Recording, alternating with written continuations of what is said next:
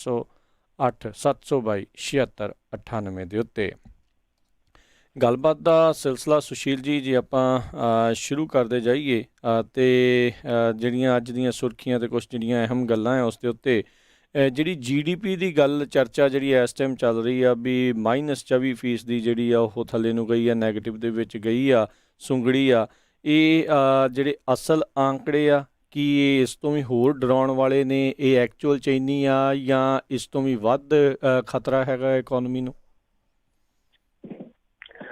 ਦੇਖੋ ਕਰਨ ਜੀ, ਅਸਲ 'ਚ ਇਹ ਹੈ ਵੀ ਇਹ ਗੱਲ ਬੜੀ ਇੰਪੋਰਟੈਂਟ ਇਸ ਕਰਕੇ ਹੈ ਵੀ ਅਸੀਂ ਜਿਹੜੇ ਸਾਡੇ ਸੁਣਨ ਵਾਲੇ ਵੀ ਨੇ ਜਾਂ ਜਿੱਥੇ ਕਿਤੇ ਵੀ ਸਾਡੀ ਗੱਲ ਜਾਂਦੀ ਹੈ, ਕਈ ਵਾਰੀ ਜੋ ਸਾਨੂੰ ਦਿਖਾਇਆ ਜਾਂਦਾ ਹੈ ਅਸੀਂ ਉਹੀ ਚੀਜ਼ ਜਿਹੜੀ ਹੈ ਉਹਨੂੰ 100% ਸੱਚ ਮੰਨ ਲੈਂਦੇ ਹਾਂ। ਇਸ 'ਚ ਮੈਂ ਦੋ ਗੱਲਾਂ ਕਰਨੀਆਂ ਚਾਹੁੰਦਾ। ਨੰਬਰ ਇੱਕ ਤਾਂ ਇਹ ਹੈ ਵੀ ਸਧਾਰਨ ਜਿਹੜੇ ਲੋਕ ਹੁੰਦੇ ਨੂੰ ਕਈ ਵਾਰੀ ਪਤਾ ਹੀ ਨਹੀਂ ਹੁੰਦਾ ਵੀ GDP ਹੈ ਕੀ। GDP ਨੂੰ ਸੌਖੇ ਤਰੀਕੇ ਨਾਲ ਜੇ ਸਮਝਣਾ ਹੋਵੇ, ਕਿਸੇ ਵੀ ਮੁਲਕ ਦੀ GDP, ਚਾਹੇ ਅਮਰੀਕਾ ਦੀ GDP ਹੋਵੇ, ਚਾਹੇ ਉਹ ਕਿਸੇ ਵੀ ਮੁਲਕ ਦੀ ਹੋਵੇ, ਤਾਂ ਸੌਖੇ ਤਰੀਕੇ ਨਾਲ ਸਮਝਣਾ ਹੋਵੇ ਤਾਂ ਉਹਦਾ ਇਹੀ ਹੈ ਵੀ ਜਿੰਨੀ ਤੁਹਾਡੀ ਆਮਦਨ ਹੈ, ਮੰਨ ਲਓ ਅਸੀਂ ਸਾਰੇ ਦੇਸ਼ ਦੀ ਗੱਲ ਨਹੀਂ ਕਰ ਰਹੇ, ਅਸੀਂ ਇੱਕ ਬੰਦੇ ਦੀ ਗੱਲ ਕਰ ਰਹੇ ਹਾਂ, ਉਹ ਜਿਹੜੀ ਤੁਹਾਡੀ ਆਮਦਨ ਆ ਮਹੀਨੇ ਦੀ ਉਹਦੀ ਰੇਸ਼ੋ ਕੱਢ ਲਈ ਜਾਂਦੀ ਹੈ ਵੀ ਤੁਹਾਡੀ ਕੁੱਲ ਆਮਦਨ ਜਿਹੜੀ ਔਸਤਨ ਜਿਹੜੀ ਕਿੰਨੀ ਕੁ ਬਣਦੀ ਹੈ, ਤੇ ਫਿਰ ਉਹ ਹਰ ਵਾਰ ਦੇਖ ਲਿਆ ਜਾਂਦਾ ਵੀ ਹਾਂ ਵੀ ਇਸ ਵਾਰ ਅੱਗੇ ਨਾਲੋਂ ਵਧੀ ਆ ਜਾਂ ਘਟੀ ਹੈ।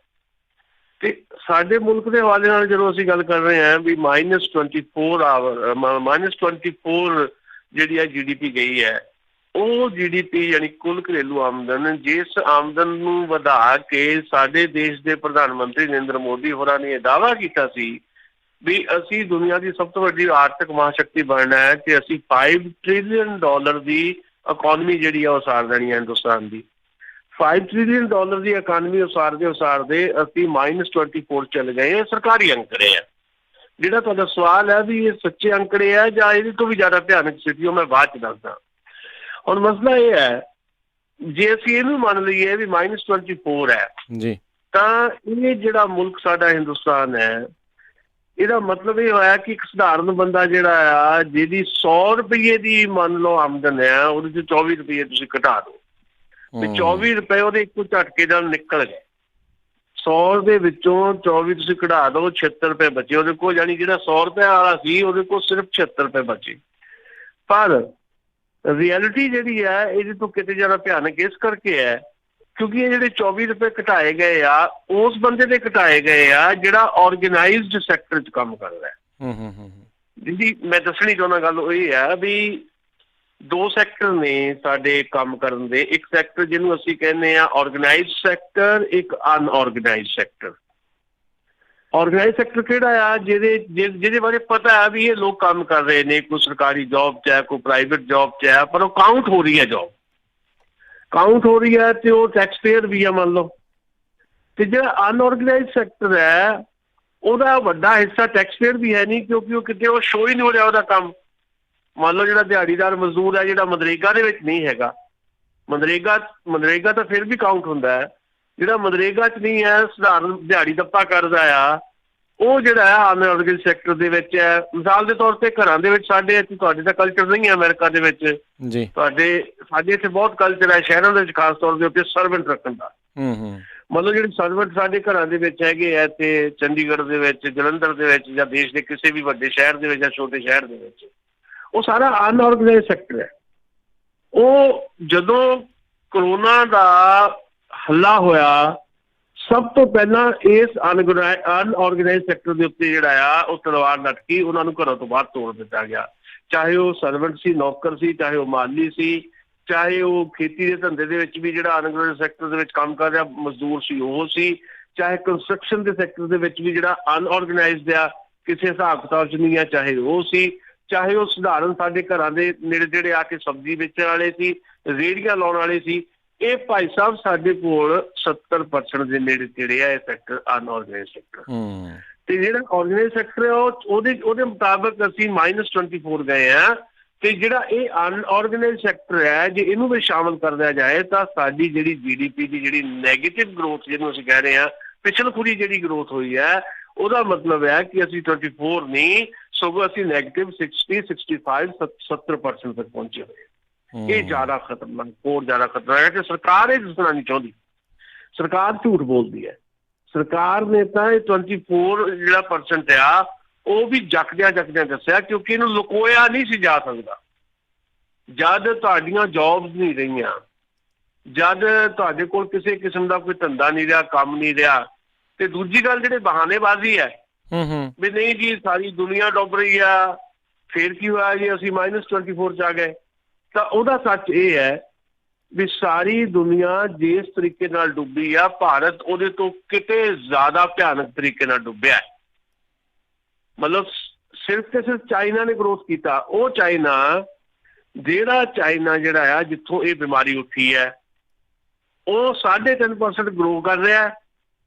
ਤੇ 20 ਜਿਹੜਾ G20 ਹੈ, ਜਾਂ ਜਿਹੜੇ ਮੁਲਕ ਹੈ 20 ਮੁਲਕ ਜਿਹੜਾ ਗਰੁੱਪ ਅਸੀਂ ਬਣਾਇਆ ਹੋਇਆ ਤੇ ਜਾਂ G7 ਹੈ, ਉਹ ਸਾਰੇ ਮੁਲਕਾਂ ਦੇ ਵਿੱਚੋਂ ਸਭ ਤੋਂ ਜ਼ਿਆਦਾ ਨੈਗੇਟਿਵ ਜਿਹੜਾ ਅਸੀਂ ਜਾ ਰਹੇ ਹਾਂ ਹਿੰਦੁਸਤਾਨ ਵਾਲੇ। ਉਹ ਮੁਲਕ ਜਿਹਦੇ ਬਾਰੇ ਦਾਅਵਾ ਇਹ ਸੀ ਵੀ ਇਹ ਤਾਂ ਸਭ ਤੋਂ ਜ਼ਿਆਦਾ ਤੇਜ਼ੀ ਨਾਲ ਇਕੋਨਮੀ ਇਹਦੀ ਗਰੋਥ ਕਰੇਗੀ। ਅਲਟੀਮੇਟਲੀ ਇਸ ਸਿਚੁਏਸ਼ਨ ਦੇ ਵਿੱਚ ਤੁਸੀਂ ਦੇਖ ਸਕਦੇ ਹੋ ਵੀ ਜਿਹੜਾ ਸਧਾਰਨ ਬੰਦਾ ਆ, ਆਮ ਬੰਦਾ ਜਿਹੜਾ ਭਾਰਤ ਦਾ, ਉਹਦੇ ਕੋਲੋਂ ਉਹਦੀ ਬੁਰਕੀ ਜਿਹੜੀ ਹੈ, ਇੱਕ ਬੁਰਕੀ ਜਿਹੜੀ ਆ ਉਹ ਵੀ ਖੋਹ ਲਈ ਗਈ ਹੈ। ਤੇ ਸਰਕਾਰ ਹੱਥ ਤੇ ਹੱਥ ਧਰ ਕੇ ਬੈਠੀ ਹੈ। ਇਹਨਾਂ ਹਾਲਤਾਂ ਦੇ ਵਿੱਚ ਜਿਹੜੀ ਇਹ ਨੈਗੇਟਿਵ GDP ਜਿਹੜੀ 24 ਦਿਖਾਈ ਜਾ ਰਹੀ ਹੈ, ਇਹਦੀ ਰਿਐਲਿਟੀ ਇਹ ਹੈ ਕਿ 60 ਤੋਂ 70% ਹੈ। ਤੇ ਆਉਣ ਵਾਲਾ ਸਮਾਂ ਜਿਹੜਾ ਆ 5, 7, 10 ਸਾਲ ਜਿਹੜਾ ਆ, ਇਹਦੇ ਚੋਂ ਉਭਰਨ ਦਾ ਸਮਾਂ ਜਿਹੜਾ ਹੋਣਾ ਆ, ਉਹ ਉਭਰਿਆ ਜਾਣਾ ਨਹੀਂ। ਤੇ ਤੁਸੀਂ ਆਉਣ ਵਾਲੇ ਸਮੇਂ ਦੇ ਵਿੱਚ ਦੇਖੋਗੇ ਜਦੋਂ ਸਾਰੇ ਦੌਰ ਖਤਮ ਹੋ ਜਾਏਗਾ ਕਰੋਨਾ ਦਾ ਵੀ, ਉਸ ਤੋਂ ਬਾਅਦ ਵੀ ਜਾਂ ਹੁਣ ਵੀ ਬਹੁਤ ਸਾਰੀਆਂ ਸਿਚੁਏਸ਼ਨ ਇੱਦਾਂ ਦੀਆਂ ਬਣ ਰਹੀਆਂ, ਘਟਨਾਵਾਂ ਇੱਦਾਂ ਦੀਆਂ ਵਾਪਰ ਰਹੀਆਂ ਵੀ ਜਿਵੇਂ ਗ੍ਰਹਿ ਯੁੱਧ ਨਹੀਂ ਹੁੰਦਾ, ਸਿਵਲ ਵਾਰ ਜਿਹਨੂੰ ਆਪਾਂ ਕਹਿੰਦੇ ਖਾਨਾ ਜੰਗੀ, ਉਹ ਖਾਨਾ ਜੰਗੀ ਵਾਲੇ ਹਾਲਾਤ ਹਿੰਦੁਸਤਾਨ ਦੇ ਬਣਨ ਵਾਲੇ ਹੈ। ਕਿਉਂਕਿ ਲੋਕਾਂ ਕੋਲ ਖਾਣ ਨੂੰ ਰੋਟੀ ਨਹੀਂ, ਤੇ ਹੁਣੇ ਹੀ ਖਬਰਾਂ ਆ ਰਹੀਆਂ ਵੀ ਲੋਕ ਰਾਸ਼ਨ ਦੀਆਂ ਦੁਕਾਨਾਂ ਲੁੱਟਣ ਵੱਲ ਤੁਰ ਪਏ ਆ। ਆਉਣ ਵਾਲਾ ਸਮਾਂ ਹੋਰ ਭਿਆਨਕ ਹੋਏਗਾ। ਇਸ ਹਿਸਾਬ ਦੇ ਨਾਲ ਸਰਕਾਰ ਨੂੰ ਇਹਦਾ ਜਵਾਬ ਦੇਣਾ ਚਾਹੀਦਾ ਤੇ ਸਰਕਾਰ ਨੂੰ ਮਸਲੇ ਹੱਲ ਕਰਨੇ ਚਾਹੀਦੇ ਆ। ਪਰ ਸਰਕਾਰ ਦੇ ਏਜੰਡੇ ਦੇ ਉੱਤੇ ਭਾਰਤ ਦੀ ਇਕੋਨਮੀ ਨਹੀਂ ਹੈ, ਉਹਦੇ ਏਜੰਡੇ ਦੇ ਉੱਤੇ ਰਾਸ਼ਟਰਵਾਦ ਹੈ। ਕੋਈ ਨਾ ਕੋਈ ਚੀਜ਼ਾਂ ਉਭਾਰ ਕੇ ਇਲੈਕਸ਼ਨ ਦੇ ਵਿੱਚ ਲਾਭ ਲੈ ਕੇ ਦੁਬਾਰਾ ਹਕੂਮਤ ਚ ਆਉਣਾ ਆ। ਸੋ ਇਹ ਸਾਰੀਆਂ ਚੀਜ਼ਾਂ ਜਿਹੜੀਆਂ ਆਉਣ ਵਾਲੇ ਸਮੇਂ ਦੇ ਵਿੱਚ ਵੀ ਡਿਸਕਸ ਦਾ ਜਿਹੜਾ ਆ ਵਿਸ਼ਾ ਰਹਿਣਗੀਆਂ। ਅਸੀਂ ਇੱਥੇ ਗੱਲ ਕਰਦੇ ਰਹਾਂਗੇ। ਜੀ ਅਤੇ ਇਸੇ ਦੇ ਨਾਲ ਹੀ ਜੇ ਆਪਾਂ ਗੱਲ ਕਰ ਲਈਏ, ਉਹ ਤਾਂ ਹੁਣ ਲੋਕੀ ਕਹਿ ਰਹੇ ਆ ਵੀ ਰਾਮ ਮੰਦਿਰ ਦੇ ਨਿਰਮਾਣ ਦੀ ਸ਼ੁਰੂਆਤ ਕਰਕੇ ਮੋਦੀ ਨੇ ਆਪਣੀ ਤੀਜੀ ਪਾਰੀ ਵੀ ਇੱਕ ਹਿਸਾਬ ਦੇ ਨਾਲ ਪੱਕੀ ਉਹ ਕਰ ਲਈ ਆ। ਪਰ ਕੀ ਵਾਕਿਆ ਹੀ ਮੋਦੀ ਦੀ ਲਹਿਰ ਉਦੋਂ ਤੱਕ ਚੱਲਦੀ ਰਹੇਗੀ? ਆਪਾਂ ਦੇਖਿਆ ਵੀ ਆਨਲਾਈਨ ਮਨ ਕੀ ਬਾਤ ਦੇ ਉੱਤੇ ਲੱਖਾਂ ਦੀ ਤਾਦਾਦ 'ਚ ਡਿਸਲਾਈਕ ਤੇ ਜਿਹੜੇ ਮਾੜੇ ਕਮੈਂਟ ਆਏ, ਫਿਰ ਉਹਨਾਂ ਨੂੰ ਜਿਹੜਾ ਉਹ ਸਾਰਾ ਕੁਛ ਉਹ ਬੰਦ ਕਰਨਾ ਪਿਆ। ਕੀ ਇਹ ਸਾਰੀਆਂ ਚੀਜ਼ਾਂ ਦੇ ਚੱਲਦਿਆਂ ਮੋਦੀ ਦੀ ਲਹਿਰ ਕਾਇਮ ਰਹੇਗੀ? ਦੇਖੋ, ਜਿਹੜੀਆਂ ਫੇਕ ਕਿਸਮ ਦੀਆਂ ਮੂਵਮੈਂਟਸ ਹੁੰਦੀਆਂ, ਜਿਹਦੇ 'ਚ ਜਨੂਨ ਜਿਹੜਾ ਹਾਵੀ ਹੁੰਦਾ ਆ, ਜਿਹਦੇ 'ਚ ਆਸਥਾ ਆ ਜਾਂਦੀ ਹੈ, ਸ਼ਰਧਾ ਆ ਜਾਂਦੀ ਹੈ, ਉਹ ਅਸਰ ਅੰਦਾਜ਼ ਤਾਂ ਹੁੰਦਾ ਲਾਜ਼ਮੀ ਤੌਰ ਤੇ, ਪਰ ਉਹਦਾ ਅਸਰ ਇੱਕ ਨਸ਼ੇ ਦੇ ਪੱਧਰ ਤੱਕ ਹੁੰਦਾ ਜ਼ਰੂਰ ਹੈ। ਪਰ ਨਸ਼ਾ ਫਿਰ ਉਤਰ ਜਾਂਦਾ ਹੈ ਜਦੋਂ 2 ਵਕਤ ਦੀ ਜਿਹੜੀ ਰੋਟੀ ਵੀ ਤੁਹਾਡੇ ਕੋਲ ਨਾ ਹੋਵੇ। ਤੇ ਇਸ ਦੌਰ ਨੇ, ਜਿਹੜਾ ਦੌਰ ਇਸ ਵੇਲੇ ਦੁਨੀਆ ਭਰ ਦੇ ਉੱਤੇ ਚੱਲ ਰਿਹਾ ਹੈ, ਇਸ ਦੌਰ ਨੇ ਵੱਖ-ਵੱਖ ਮੁਲਕਾਂ ਦੀਆਂ ਜਿਹੜੀਆਂ ਅਸਲੀ ਤੇ ਤਲਖ ਹਕੀਕਤਾਂ ਨੂੰ ਸਾਹਮਣੇ ਲਿਆਂਦਾ ਹੈ। ਤੇ ਉਹਦੇ 'ਚ ਭਾਰਤ ਸਭ ਤੋਂ ਪਹਿਲਾ ਨੰਬਰ ਹੈ। ਸੋ ਉਹ ਜਿਹੜਾ ਇੱਕ ਨਸ਼ਾ, ਇੱਕ ਧਰਮ ਦਾ ਨਸ਼ਾ, ਜਿਹੜਾ ਇੱਕ ਜਨੂਨ ਹੈ, ਉਹ ਉਤਰਦਾ ਦਿਖਾਈ ਦੇ ਰਿਹਾ। ਉਹਦੇ ਪ੍ਰਮਾਣ ਸਾਡੇ ਸਾਹਮਣੇ ਆ ਗਏ। ਕਿਉਂਕਿ ਜਿਹੜਾ ਡਿਸਲਾਈਕ ਵਾਲਾ ਮਸਲਾ ਆ, ਜਿਹੜਾ ਮਨ ਕੀ ਬਾਤ ਕਰਦੇ ਨੇ ਹਰ ਮਹੀਨੇ ਸਾਡੇ ਪ੍ਰਧਾਨ ਮੰਤਰੀ ਨਰਿੰਦਰ ਮੋਦੀ, ਉਹ ਜਿਹੜਾ ਡਿਸਲਾਈਕ ਵਾਲਾ ਮਸਲਾ ਆ, ਜਿੱਥੇ ਉਹ ਡਿਸਲਾਈਕ ਹੋ ਰਿਹਾ ਜਿਸ ਪਲੇਟਫਾਰਮ ਦੇ ਉੱਤੇ, ਉਹ ਪਲੇਟਫਾਰਮ ਓਪਨ ਪਲੇਟਫਾਰਮ ਨਹੀਂ ਹੈ। ਉਹ ਪਲੇਟਫਾਰਮ ਭਾਰਤੀ ਜਨਤਾ ਪਾਰਟੀ ਜਾਂ PMO ਦਾ ਪਲੇਟਫਾਰਮ। ਮਤਲਬ ਜੇ ਭਾਰਤੀ ਜਨਤਾ ਪਾਰਟੀ ਦੇ ਆਪਣੇ ਪਲੇਟਫਾਰਮ ਦੇ ਉੱਤੇ ਤੁਹਾਡੇ ਪ੍ਰਧਾਨ ਮੰਤਰੀ ਨੂੰ 11 ਲੱਖ ਡਿਸਲਾਈਕ ਮਿਲ ਜਾਣ ਤੇ ਲਾਈਕ ਸਿਰਫ 2.5 ਲੱਖ ਹੋਣ ਬੜੀ ਮੁਸ਼ਕਲ ਦੇ ਨਾਲ, ਤੇ ਇਹ ਤੋਂ ਅੰਦਾਜ਼ਾ ਹੋ ਜਾਂਦਾ ਹੈ ਕਿ ਜੇ ਭਾਰਤੀ ਜਨਤਾ ਪਾਰਟੀ ਦੇ ਹੀ ਲੋਕ ਆਪਣੇ ਹੀ ਪ੍ਰਧਾਨ ਮੰਤਰੀ ਨੂੰ ਰਿਜੈਕਟ ਕਰਨ ਲੱਗ ਪਏ ਨੇ, ਉਹਦੀ ਗੱਲ ਨੂੰ ਰਿਜੈਕਟ ਕਰਨ ਲੱਗ ਪਏ ਨੇ, ਤੇ ਜੇ ਉਹ ਓਪਨ ਕਿਸੇ ਪਲੇਟਫਾਰਮ ਤੇ ਹੁੰਦਾ ਤਾਂ ਉਹਦੀ ਹਾਲਤ ਕੀ ਹੁੰਦੀ। ਸੋ ਇਹ ਜਿਹੜੀਆਂ ਚੀਜ਼ਾਂ ਜਿਹੜੀਆਂ ਵਾਪਰ ਰਹੀਆਂ, ਉਹ ਦੱਸਦੀਆਂ ਵੀ ਤੁਸੀਂ ਝੂਠ ਦੇ ਸਿਰ ਦੇ ਉੱਤੇ, ਤੁਸੀਂ ਜੁਮਲਿਆਂ ਦੇ ਸਿਰ ਦੇ ਉੱਤੇ, ਤੁਸੀਂ ਗੱਪਾਂ ਦੇ ਸਿਰ ਦੇ ਉੱਤੇ ਬਹੁਤੀ ਦੇਰ ਤੱਕ ਕੰਟੀਨਿਊ ਨਹੀਂ ਕਰ ਸਕਦੇ, ਉਹਦੀ ਲਗਾਤਾਰਤਾ ਨਹੀਂ ਬਣਾ ਸਕਦੇ। ਲਗਾਤਾਰਤਾ ਤੁਹਾਡੇ ਕੰਮਾਂ ਨੇ ਬਣਾਉਣੀ ਹੁੰਦੀ ਹੈ। ਲਗਾਤਾਰਤਾ ਜੇ ਤੁਸੀਂ ਆਵਾਮ ਦੇ ਰੋਜ਼ੀ ਰੋਟੀ ਦੇ ਮਸਲੇ, ਉਹਨਾਂ ਦੀ ਸਿਹਤ ਨਾਲ ਜੁੜੇ ਮਸਲੇ, ਉਹਨਾਂ ਦੀ ਮਾਨਸਿਕਤਾ ਨਾਲ ਜੁੜੇ ਮਸਲੇ, ਉਹਨਾਂ ਦੀ ਇਕਨੋਮੀ ਨਾਲ ਜੁੜੇ ਮਸਲੇ ਜਿਹੜੇ ਆ, ਉਹਨਾਂ ਦੀ ਪੋਜ਼ਿਟਿਵ ਤਰੀਕੇ ਦੇ ਨਾਲ ਜਿਹੜੀ ਉਹਨਾਂ ਦੀ ਚਾਹਤ ਹੈ ਉਹਦੇ ਮੁਤਾਬਕ ਹੱਲ ਕਰੋਗੇ ਤਾਂ ਤੁਹਾਡੀ ਕੰਟੀਨਿਊਟੀ ਬਣਦੀ ਹੈ। ਜਿਹੜੀ ਜਨੂਨ ਦੇ ਨਾਲ, ਸ਼ਰਧਾ ਨਾਲ, ਆਪ ਨਾਲ ਕੰਟੀਨਿਊਟੀ ਹੁੰਦੀ ਹੈ, ਉਹ ਕੁਝ ਸਮਾਂ ਤਾਂ ਰਹਿੰਦੀ ਹੈ, ਪਰ ਨਸ਼ਾ ਤਾਂ ਨਸ਼ਾ ਹੁੰਦਾ ਹੈ। ਨਸ਼ੇ ਨੇ ਤਾਂ ਆਖਰ ਉਤਰਨਾ ਹੀ ਹੈ ਜੀ। ਜਦੋਂ ਤੁਹਾਨੂੰ ਹਕੀਕਤ ਦਾ ਸਾਹਮਣਾ ਕਰਨਾ ਪੈਂਦਾ, ਜਦੋਂ ਤੁਹਾਡਾ ਨਸ਼ਾ ਉਤਰਦਾ ਤੇ ਤੁਹਾਨੂੰ ਰੋਟੀ ਦੀ ਜ਼ਰੂਰਤ ਪੈਂਦੀ ਹੈ, ਤੁਸੀਂ ਹਕੀਕਤ ਦੇ ਰੂਬਰੂ ਹੁੰਦੇ ਹੋ, ਜਦੋਂ ਤੁਹਾਡੇ ਕੋਲ ਖਾਣ ਵਾਸਤੇ ਕੁਝ ਨਹੀਂ ਹੈ, ਫਿਰ ਉਹ ਜਿਹੜਾ ਨਸ਼ਾ ਆ ਕਾਫੂਰ ਹੋ ਜਾਇਆ ਕਰਦਾ ਹੈ। ਤੇ ਇਹ ਨਸ਼ੇ ਜਿਹੜੇ ਆ ਧਰਮ ਦੇ, ਆਸਥਾ ਦੇ, ਜਨੂਨ ਦੇ, ਉਹ ਕਾਫੂਰ ਹੁੰਦੇ ਦਿਖਾਈ ਦੇ ਰਹੇ ਹੈ ਤੇ ਹੱਥਾਂ ਪੈਰਾਂ ਦੀ ਪੈ ਚੁੱਕੀ ਹੈ।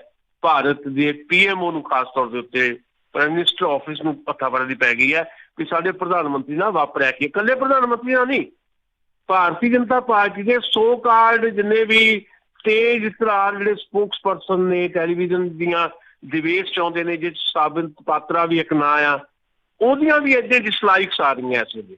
ਤੇ ਈਵਨ ਜਿੱਥੇ ਹੁਣ ਪ੍ਰਧਾਨ ਮੰਤਰੀ ਨੇ ਇੱਕ ਥਾਂ ਦੇ ਉੱਤੇ ਸੰਬੋਧਨ ਕਰਨਾ ਸੀ ਤੇ ਖਬਰ ਆ ਰਹੀ ਸੀ ਵੀ ਉਹ ਹੁਣ ਇਹਨਾਂ ਨੇ 1.5 ਮਿੰਟ ਬਾਅਦ ਸੰਬੋਧਨ ਕਰਨਾ, 1.5 ਮਿੰਟ ਦੇ ਵਿੱਚ ਹੀ, ਹਾਲੇ ਉਹ ਮੁਖਾਤਬ ਵੀ ਨਹੀਂ ਹੋਏ ਲੋਕਾਂ ਨੂੰ, 1.5 ਮਿੰਟ ਦੇ ਵਿੱਚ 20,000 ਡਿਸਲਾਈਕ ਆ ਗਏ। ਸੋ ਅਲਟੀਮੇਟਲੀ ਪਾਣੀ ਜਿਹੜਾ ਚੜਿਆ ਸੀ ਬਹੁਤ ਤੇਜ਼ੀ ਦੇ ਨਾਲ, ਉਹਦੇ ਤੋਂ ਵੀ ਜ਼ਿਆਦਾ ਤੇਜ਼ੀ ਨਾਲ ਉਤਰਦਾ ਦਿਖਾਈ ਦੇ ਰਿਹਾ ਜੀ। ਜੀ ਜੀ।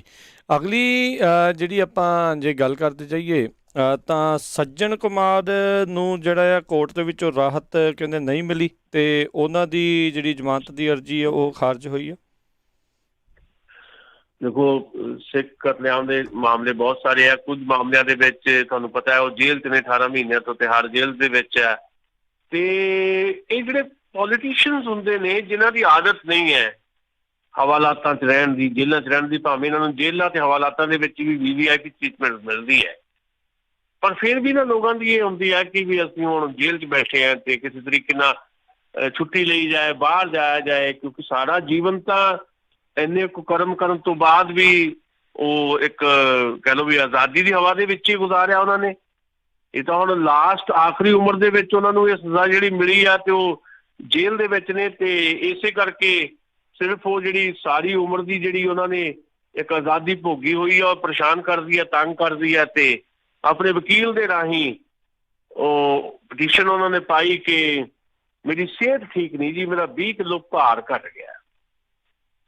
ਉਹਨੂੰ ਚਿੰਤਾ ਹੈ ਵੀ ਮੇਰਾ 20 ਕਿਲੋ ਭਾਰ ਘਟ ਗਿਆ, ਪਰ ਉਹ ਜਿਹੜੇ ਮਾਮਲਿਆਂ ਦੇ ਵਿੱਚ ਇਨਵੋਲਵ ਸੀ, ਜਿੱਥੇ 3 ਪੀੜ੍ਹੀਆਂ ਬਰਬਾਦ ਹੋ ਗਈਆਂ, ਉਹਨਾਂ ਦੀ ਜਿਹੜੀ ਅਗਲੀ ਪੀੜ੍ਹੀ ਵੀ ਬਰਬਾਦੀ ਦੇ ਕੰਢੇ ਤੇ ਹੈ, ਜਿਨ੍ਹਾਂ ਨੇ ਉਹ ਸਾਰੀਆਂ ਚੀਜ਼ਾਂ ਜਿਹੜੀਆਂ ਆਪਣੇ ਪਿੰਡਾਂ ਤੇ ਹਟਾਈਆਂ, ਉਹਨਾਂ ਦਾ ਕੋਈ ਫਿਕਰ ਨਹੀਂ, ਆਪਣਾ 20 ਕਿਲੋ ਭਾਰ ਘਟਣ ਦਾ ਫਿਕਰ ਹੈ। ਤੇ ਉਹ ਸਿਹਤ ਦਾ ਹਵਾਲਾ ਦੇ ਕੇ ਪਟੀਸ਼ਨ ਪਾਈ ਸੀ, ਪਰ HS ਫੂਲਕਾ ਜਿਹੜੇ ਪੀੜਤ ਧਿਰ ਦੇ ਵਕੀਲ ਸੀ, ਉਹਨਾਂ ਨੇ ਬੜਾ ਲੌਜਿਕ ਦੇ ਨਾਲ ਉੱਤੇ ਗੱਲ ਕੀਤੀ ਹੈ ਤੇ ਗੱਲ ਉਭਾਰੀ ਹੈ ਕਿ ਜਿਸ ਕਿਸਮ ਦੀ ਮੈਡੀਕਲੀ ਉਹਨਾਂ ਨੂੰ ਲੋੜ ਹੈ, ਉਹਨਾਂ ਨੂੰ ਜੇਲ੍ਹ ਦੇ ਵਿੱਚ ਮਿਲ ਰਹੀ ਹੈ, ਬਾਹਰ ਆਉਣ ਦੀ ਕੀ ਜ਼ਰੂਰਤ ਹੈ। ਸੋ ਅਲਟੀਮੇਟਲੀ ਸੁਪਰੀਮ ਕੋਰਟ ਨੇ ਉਹਨਾਂ ਦੀ ਇਹ ਜਿਹੜੀ ਰਿਵਿਊ ਪਟੀਸ਼ਨ ਸੀ, ਜਾਂ ਕਹਿ ਲਓ ਵੀ ਨਜ਼ਰਸਾਨੀ ਦੀ ਪਟੀਸ਼ਨ ਸੀ ਵੀ ਉਹਨਾਂ ਨੂੰ ਰਿਹਾ ਕੀਤਾ ਜਾਏ ਜੀ, ਉਹਨਾਂ ਨੂੰ ਜ਼ਮਾਨਤ ਦੇ ਦਿੱਤੀ ਜਾਏ, ਉਹ ਸੁਪਰੀਮ ਕੋਰਟ ਨੇ ਮੰਨੀ ਨਹੀਂ ਹੈ ਜੀ। ਜੀ ਜੀ।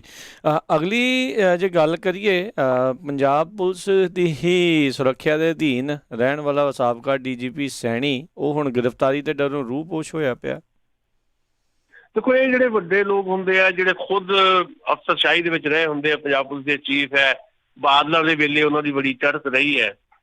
ਤੇ ਉਸ ਤਰ੍ਹਾਂ ਮੁਲਤਾਨੀ ਵਾਲਾ ਕੇਸ ਹੈ, ਕਿਵੇਂ ਇੱਕ ਬੱਚੇ ਨੂੰ ਜਿਹੜਾ IAS ਅਫਸਰ ਦੇ ਬੱਚੇ ਨੂੰ ਅਗਵਾ ਕੀਤਾ ਗਿਆ, ਫਿਰ ਉਹਦਾ ਕੁਝ ਅਤਾ ਪਤਾ ਨਹੀਂ ਲੱਗਾ। ਉਸ ਕੇਸ ਦੇ ਵਿੱਚ ਉਹਨਾਂ ਨੂੰ ਲਾਜ਼ਮੀ ਤੌਰ ਦੇ ਉੱਤੇ ਜਾਣਾ ਪਏਗਾ ਜੇਲ੍ਹ 'ਚ, ਪਰ ਕਿਉਂਕਿ ਇਹ ਜਿਹੜੇ ਇਸ ਕਿਸਮ ਦੇ ਅਹੁਦਿਆਂ ਤੇ ਰਹਿਣ ਵਾਲੇ ਲੋਕ, ਇਹਨਾਂ ਦੇ ਕਨੈਕਸ਼ਨ ਬੜੇ ਦੂਰ ਦੂਰ ਤੱਕ ਹੁੰਦੇ ਆ। ਤੇ ਫਿਰ ਕਿ ਲੋਅਰ ਕੋਰਟ ਦੇ ਵਿੱਚ ਜੇ ਕੋਈ ਮਾਮਲਾ ਉਹਨਾਂ ਦੇ ਹਿਸਾਬ ਦੇ ਨਾਲ ਫਿੱਟ ਨਹੀਂ ਹੋਇਆ ਤਾਂ ਫਿਰ ਤੁਸੀਂ ਹਾਈ ਕੋਰਟ ਚੱਲ ਜਾਓ। ਉਹ ਹਾਈ ਕੋਰਟ 'ਚ ਗਏ, ਹਾਈ ਕੋਰਟ 'ਚ ਜਿਸ ਜੱਜ ਕੋ ਮਾਮਲਾ ਗਿਆ ਜੀ, ਉਹ ਜੱਜ ਨੇ ਨਾ ਹੀ ਕਰਤੀ ਵੀ ਮੈਂ ਨਹੀਂ ਇਹ ਕੇਸ ਸੁਣਨਾ। ਤੇ ਉਹਨਾਂ ਨੇ ਚੀਫ ਜਸਟਿਸ ਨੂੰ ਇਹਨਾਂ ਦਾ ਕੇਸ ਰੈਫਰ ਕਰ ਦਿੱਤਾ। ਹੁਣ ਚੀਫ ਜਸਟਿਸ 1-2 ਦਿਨ ਤਾਂ ਲੈਣਗੇ, ਹੁਣ ਵਿਚਾਲੇ ਛੁੱਟੀ ਆ ਗਈ ਹੈ, ਕੱਲ ਨੂੰ ਸ਼ਨੀਚਰਵਾਰ ਹੈ, ਪਰਸੋਂ ਨੂੰ ਐਤਵਾਰ ਹੈ, 2 ਛੁੱਟੀਆਂ ਆ ਗਈਆਂ। ਇਹਦਾ ਮਤਲਬ ਇਹ ਤੇ ਸੋਮਵਾਰ ਨੂੰ ਜਾ ਕੇ ਫੈਸਲਾ ਹੋਏਗਾ ਕਿ ਚੀਫ ਜਸਟਿਸ ਕੀ ਕਹਿੰਦੇ ਆ ਮਾਫ ਕਰਨਾ ਸਮੇਤ ਸਿੰਘ ਸੈਣੀ ਦੇ ਮਾਮਲੇ 'ਚ। ਤੇ ਫਿਰ ਇਹਨਾਂ ਦਿਨਾਂ ਦੇ ਵਿੱਚ ਜੇ ਉਹਨਾਂ ਨੂੰ ਨਹੀਂ ਰਾਹਤ ਮਿਲੀ ਤਾਂ ਫਿਰ ਲਾਜ਼ਮੀ ਹੈ ਕਿ 7 ਟੀਮਾਂ ਬਣਾਈਆਂ ਮੋਹਾਲੀ ਦੀ ਪੁਲਿਸ ਨੇ ਤੇ ਉਹ ਗ੍ਰਿਫਤਾਰੀ ਦੀ ਕੋਸ਼ਿਸ਼ ਕਰ ਰਹੇ ਆ। ਤੇ ਇਸੇ ਕਰਕੇ ਉਹਨਾਂ ਨੇ ਆਪਣੀ Z+ ਜਿਹੜੀ ਉਹਨਾਂ ਦੀ ਸਿਕਿਉਰਿਟੀ ਆ ਉਹਨੂੰ ਸਾਈਡ ਤੇ ਰੱਖ ਕੇ ਚੁੱਪ ਚਪੀਤੇ ਕਿਤੇ ਇੱਧਰ ਉੱਧਰ ਹੋ ਗਏ ਆ, ਤਾਂ ਜੋ ਸੋਮਵਾਰ ਮੰਗਲਵਾਰ ਤੱਕ ਦਾ ਦਿਨ ਲੰਘ ਜਾਵੇ ਕਿ ਹਾਈ ਕੋਰਟ 'ਚੋਂ ਉਹਨਾਂ ਨੂੰ ਰਿਲੀਫ ਮਿਲ ਜਾਏ।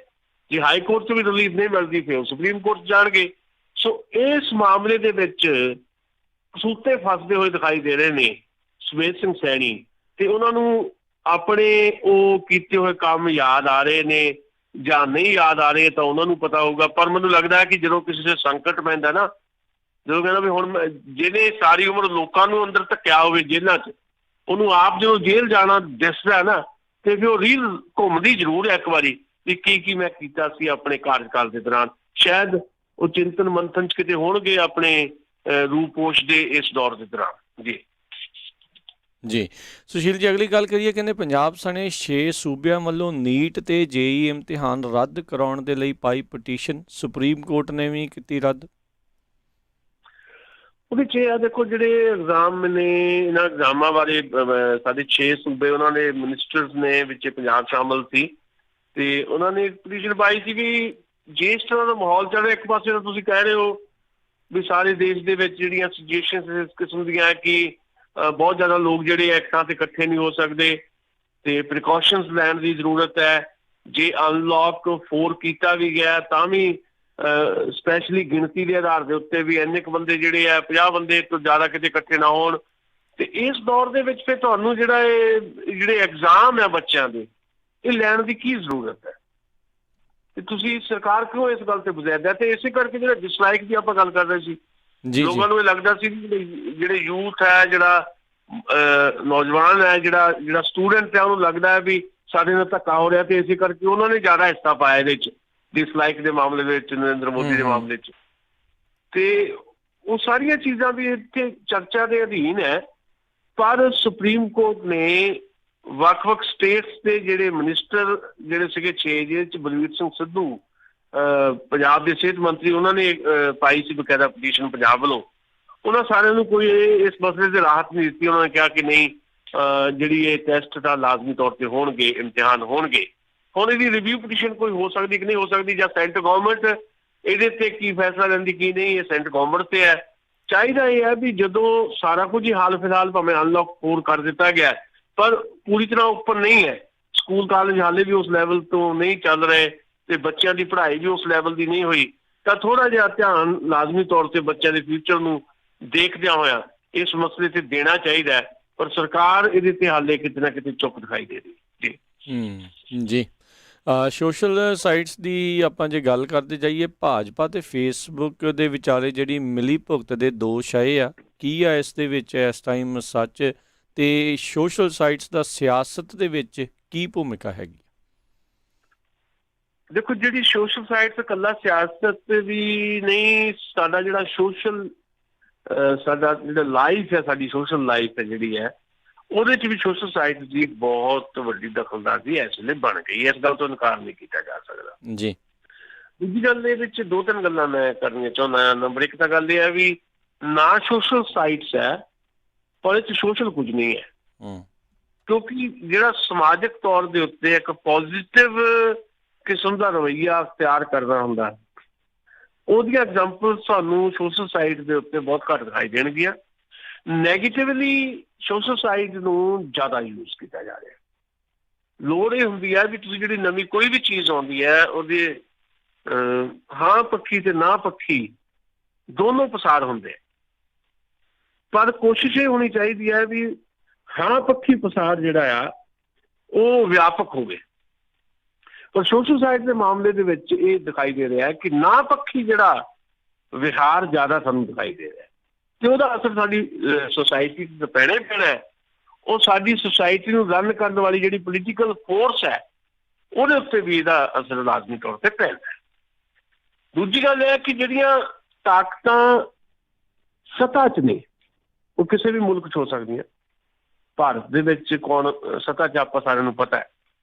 ਉਹ ਸੋਸ਼ਲ ਸਾਈਟਸ ਨੂੰ ਆਪਣੇ ਢੰਗ ਦੇ ਨਾਲ ਮੈਨੇਜ ਕਰਨ ਦੀ ਕੋਸ਼ਿਸ਼ ਕਰਦੇ ਤੇ ਇਹਦੇ ਬਹੁਤ ਸਾਰੇ ਐਗਜ਼ਾਮਪਲਸ ਜਿਹੜੇ ਆ ਸਾਡੇ ਸਾਹਮਣੇ। ਹੁਣ ਜਿਹੜਾ ਸਿੱਧੇ ਤੌਰ ਦੇ ਉੱਤੇ ਇਲਜ਼ਾਮ ਲੱਗਾ ਮਹੀਨਾ ਕੁ ਪਹਿਲਾਂ ਕਾਂਗਰਸ ਪਾਰਟੀ ਵੱਲੋਂ ਰਾਹੁਲ ਗਾਂਧੀ ਨੇ ਟਵੀਟ ਕੀਤਾ ਕਿ ਜਿਹੜੀ ਹੇਟ ਸਪੀਚ ਦੇ ਮਸਲੇ ਨੇ ਉਹ 'ਚ ਦੇਖੋ ਜੀ ਸੋਸ਼ਲ ਸਾਈਟ ਦੇ ਉੱਤੇ ਬਹੁਤ ਕੁਝ ਹੋ ਰਿਹਾ, ਫੇਸਬੁੱਕ ਦੇ ਉੱਤੇ ਬਹੁਤ ਕੁਝ ਹੋ ਰਿਹਾ। ਫਿਰ ਇੱਕ ਚਿੱਠੀ ਵੀ ਲਿਖੀ ਕਾਂਗਰਸ ਨੇ। 3 ਦਿਨ ਪਹਿਲਾਂ ਸੰਸਦ ਮੈਂਬਰ ਨੇ ਪੱਛਮੀ ਬੰਗਾਲ ਤੋਂ ਤ੍ਰਿਣਮੂਲ ਕਾਂਗਰਸ ਦੇ, ਉਹਨਾਂ ਨੇ ਇੱਕ ਚਿੱਠੀ ਮਾਰਕ ਜ਼ੁਕਰਬਰਗ ਨੂੰ ਲਿਖੀ ਹੈ ਜਿਹੜੇ CEO ਨੇ ਫੇਸਬੁੱਕ ਦੇ। ਉਸ ਚਿੱਠੀ 'ਚ ਉਹਨਾਂ ਨੇ ਕਿਹਾ ਕਿ ਸਾਡੇ ਜੀ ਪੱਛਮੀ ਬੰਗਾਲ 'ਚ ਇਲੈਕਸ਼ਨ ਆ ਗਈਆਂ ਤੇ ਸਾਡੇ ਜਿੰਨੇ ਵੀ ਅਕਾਊਂਟਸ ਹੈ ਜਿਹੜੇ ਘੱਟੋ ਘੱਟ ਤ੍ਰਿਣਮੂਲ ਕਾਂਗਰਸ ਦੀ ਹਮਾਇਤ ਦੇ ਅਕਾਊਂਟ ਹੈ ਜਾਂ ਸਾਡੇ ਵਰਕਰਾਂ ਦੇ ਜਾਂ ਸਾਡੀ ਲੀਡਰਸ਼ਿਪ ਦੇ, ਉਹਨਾਂ ਨੂੰ ਹੌਲੀ ਹੌਲੀ ਅਕਾਊਂਟਸ ਨੂੰ ਹੀ ਡਿਲੀਟ ਕੀਤਾ ਜਾ ਰਿਹਾ ਤੇ ਇਹਦੇ 'ਚ ਮਿਲੀ ਭੁਗਤ ਲੱਗਦੀ ਹੈ ਬੀਜੇਪੀ ਦੀ। ਉਹ ਚਿੱਠੀ ਦਾ ਜਵਾਬ ਤਾਂ ਮਾਰਕ ਜ਼ੁਕਰਬਰਗ ਨੇ ਕੋਈ ਨਹੀਂ ਦਿੱਤਾ ਹਾਲੇ, ਪਰ ਇੱਥੇ ਸਾਡੇ ਇਹਦੇ ਤੇ ਚਰਚਾ ਸ਼ੁਰੂ ਹੋ ਗਈ। ਉਧਰ ਬੀਜੇਪੀ ਆਪਣੇ ਆਪ ਨੂੰ ਦੁੱਧ ਧੋਤੀ ਸਾਬਤ ਕਰ ਰਹੀ ਹੈ। ਬੀਜੇਪੀ ਨੇ ਪਰਸੋਂ ਜਿਹੜਾ ਭਾਰਤ ਦੇ ਵਿੱਚ ਫੇਸਬੁੱਕ ਦਾ CEO ਨੂੰ ਕਾਲ ਕੀਤਾ ਤੇ ਉਹਦੇ ਨਾਲ ਕਈ ਗੱਲਾਂ ਇੱਦਾਂ ਦੀਆਂ ਕੀਤੀਆਂ ਕਿ ਸਾਡੇ ਅਕਾਊਂਟ ਤੁਸੀਂ ਬੰਦ ਕਰ ਰਹੇ ਹੋ। ਯਾਨੀ ਬੀਜੇਪੀ ਆਪਣੇ ਆਪ ਨੂੰ ਸ਼ਹੀਦ ਪੇਸ਼ ਕਰ ਰਹੀ ਹੈ। ਕਾਂਗਰਸ ਪਾਰਟੀ ਤੇ ਤ੍ਰਿਣਮੂਲ ਕਾਂਗਰਸ ਇਹ ਕਹਿ ਰਹੇ ਹੈ ਕਿ ਬੀਜੇਪੀ ਮਿਲੀ ਭੁਗਤ ਹੈ ਬੀਜੇਪੀ ਦੀ ਫੇਸਬੁੱਕ ਦੇ ਨਾਲ ਜਾਂ ਵਟਸਐਪ ਦੇ ਨਾਲ। ਇਹ ਸਾਰੀਆਂ ਗੱਲਾਂ ਚੱਲ ਰਹੀਆਂ, ਪਰ ਇਹਦੀ ਜਿਹੜੀ ਸਾਡੀ ਟਿੱਪਣੀ ਹੈ ਉਹ ਇਹ ਹੈ ਵੀ ਦੇਖੋ ਕਿਸੇ ਵੀ ਚੀਜ਼ ਦੀ ਵਰਤੋਂ ਜਾਂ ਦੁਰਵਰਤੋਂ, ਵਰਤੋਂ ਤੋਂ ਬਾਅਦ ਦੁਰਵਰਤੋਂ ਕਰਨ ਦੀ ਸਭ ਤੋਂ ਜ਼ਿਆਦਾ ਤਾਕਤ ਕਿਹਦੇ ਕੋਲ ਹੁੰਦੀ ਹੈ, ਇਹ ਇੱਕ ਸਵਾਲ ਹੈ। ਤੇ ਮੇਰਾ ਇਹ ਮੰਨਣਾ ਹੈ ਵੀ ਕਿਸੇ ਵੀ ਚੀਜ਼ ਦੀ ਵਰਤੋਂ ਤੇ ਦੁਰਵਰਤੋਂ ਉਹੀ ਜ਼ਿਆਦਾ ਕਰ ਸਕਦਾ ਆ ਜਿਹਦੇ ਕੋਲ ਤਾਕਤ ਹੈ। ਤੇ ਤਾਕਤ ਤਾਂ ਭਾਈ ਭਾਰਤੀ ਜਨਤਾ ਪਾਰਟੀ ਕੋਲ ਹੈ। ਦੁਨੀਆ ਭਰ ਦੇ ਫੰਡਸ ਤਾਂ ਬੀਜੇਪੀ ਨੂੰ ਮਿਲ ਰਹੇ ਨੇ ਤੇ ਉਹ ਫੰਡਸ ਇਸਤੇਮਾਲ ਹੋ ਰਹੇ ਨੇ ਸੋਸ਼ਲ ਸਾਈਟਸ ਦੇ ਉੱਤੇ ਵੀ, ਤੇ ਆਪਣੀ ਜਿਹੜੀ ਹਿੰਦੂਤਵ ਦੀ ਜਿਹੜੀ ਰਾਜਨੀਤੀ ਹੈ ਉਹਨੂੰ ਦੁਨੀਆ ਭਰ ਦੇ ਵਿੱਚ ਫੈਲਾਉਣ ਦੇ ਮੋਰਚੇ ਦੇ ਉੱਤੇ ਵੀ, ਤੇ ਜਿਹੜਾ ਚੋਣ ਕੰਪੇਨ ਜਿਹੜੀ ਇਲੈਕਸ਼ਨ ਕੰਪੇਨ ਬਿਹਾਰ ਤੇ ਪੱਛਮੀ ਬੰਗਾਲ 'ਚ ਉੱਥੇ ਵੀ। ਸੋ ਅਲਟੀਮੇਟਲੀ ਜੇ ਮੈਨੇਜ ਕੀਤਾ ਜਾ ਰਿਹਾ ਕਿਤੇ ਨਾ ਕਿਤੇ ਸੋਸ਼ਲ ਸਾਈਟ ਦੇ ਵਿੱਚ ਕੋਈ ਲਿੰਕ ਅਪ ਜਿਹੜਾ ਸਭ ਤੋਂ ਜ਼ਿਆਦਾ ਜੇ ਕਿਸੇ ਦਾ ਪ੍ਰਤੱਖ ਰੂਪ 'ਚ ਦਿਖਾਈ ਦੇ ਰਿਹਾ ਤਾਂ ਉਹ ਭਾਰਤੀ ਜਨਤਾ ਪਾਰਟੀ ਹੈ। ਤੇ ਦੂਜੀ ਗੱਲ ਜਿਹੜੀ ਭੂਮਿਕਾ ਦੀ ਗੱਲ ਹੈ, ਤੇ ਜੇ ਤਾਂ ਆਮ ਆਦਮੀ ਪਾਰਟੀ ਵੱਲੋਂ ਸੋਸ਼ਲ ਸਾਈਟਸ ਨੂੰ ਜਿੱਦਾਂ ਆਮ ਆਦਮੀ ਪਾਰਟੀ ਨੇ ਸੋਸ਼ਲ ਸਾਈਟਸ ਨੂੰ ਯੂਜ਼ ਕੀਤਾ ਸੀ ਉੱਦਾਂ ਯੂਜ਼ ਕਰਨਾ, ਫਿਰ ਤਾਂ ਕੋਈ ਬਹੁਤਾ ਨਤੀਜਾ ਵਧੀਆ ਨਹੀਂ ਨਿਕਲਦਾ।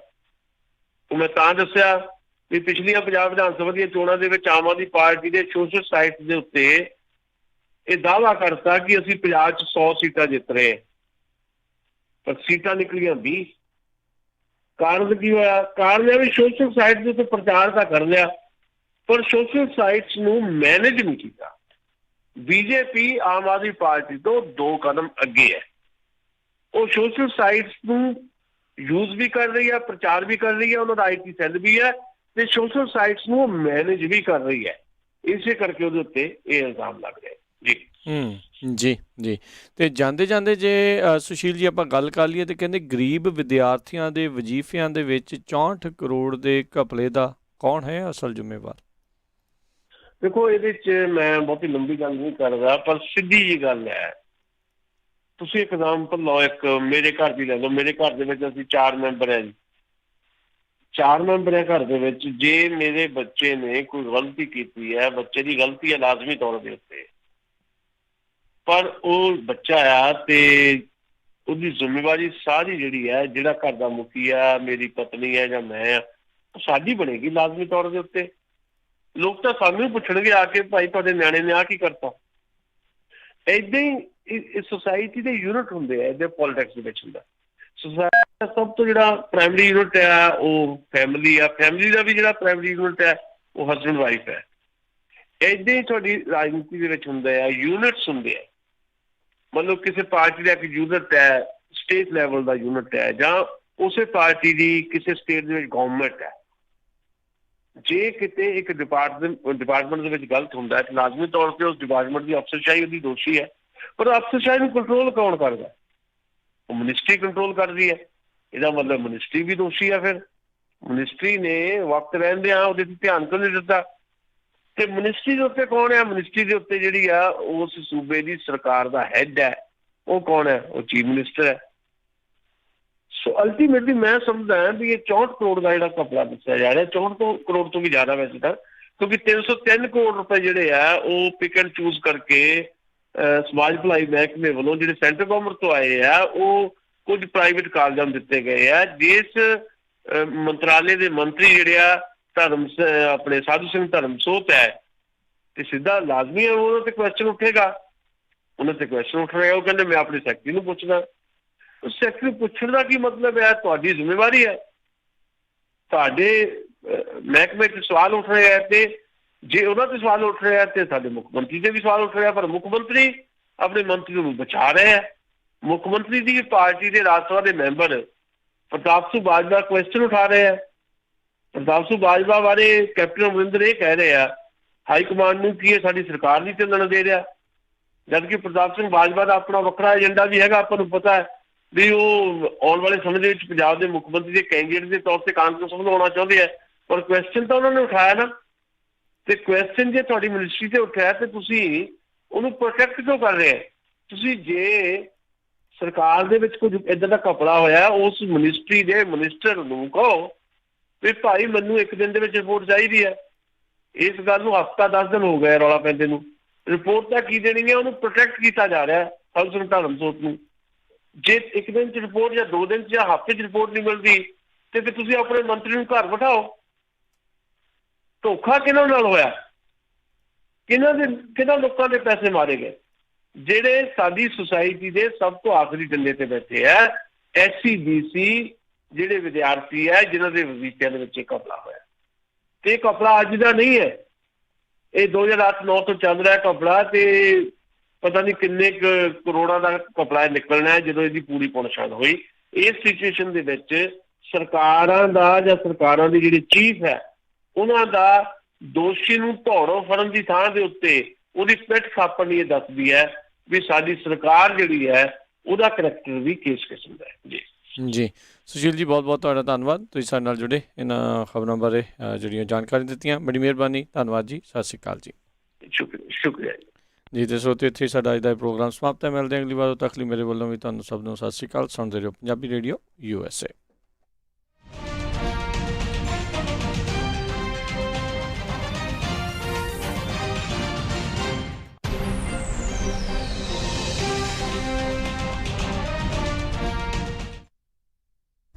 ਤੁਸੀਂ ਸੁਣ ਰਹੇ ਹੋ Punjabi radio USA, KOBO Yuba City 1450 AM, KIID Sacramento 1470 AM, KWRU Fresno 1300 AM, KLHC Bakersfield 1350 AM, KCVR Stockton Modesto 1570 AM। ਭਾਗਵਾਨੇ ਅੱਜ ਮੈਂ ਬਹੁਤ ਖੁਸ਼ ਹਾਂ, ਮੇਰੀ ਹੋਈ ਆ ਪ੍ਰਮੋਸ਼ਨ ਤੇ ਅੱਜ ਆਪਾਂ ਚੱਲਾਂਗੇ ਬਹੁਤ ਹੀ ਸਵਾਦ ਤੇ ਵਧੀਆ